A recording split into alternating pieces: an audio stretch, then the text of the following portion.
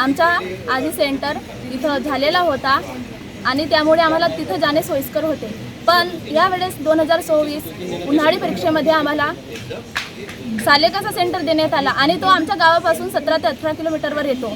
जाणे येण्यासाठी खूप त्रास होतो। आमची अशी विद्यापीठाकडून मागणी आहे की त्यांनी आम्हाला तेवढ्या दूर सेंटर न देता आमच्या गावाजवळ असलेल्या 2 किलोमीटर अंतरावर असलेल्या गौराबाई येथे सेंटर देण्यात यावे।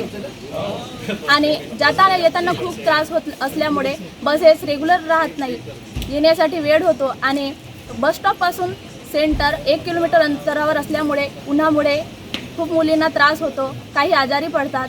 आणि अशी विद्यापीठाकडून अशी मागणी आहे, माझी आवर्जून मागणी आहे की त्यांनी आम्हाला आमच्या कॉलेजपासून जवळच असलेल्या 2 किलोमीटर असलेल्या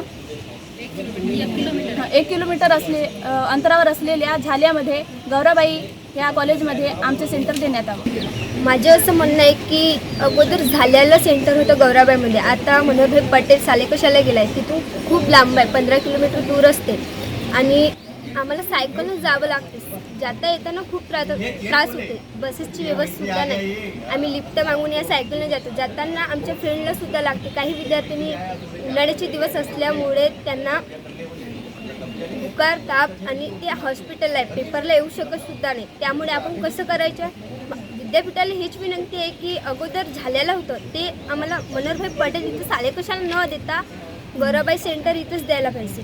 आम्हाला खूप अडचण आहे की आम्हाला आमचे जो सेंटर मागील वर्षी होता झालेला होता, आता आम्हाला त्याच्या सेंटर सालेकसा इथं गेला आहे, तर आम्हाला येण्या जाण्याची अडचण आहे की आमच्यापाशी जाण्याची साधने आहे, सायकलचे पण साधन आहेत, आम्ही लिफ्ट मागू जातो।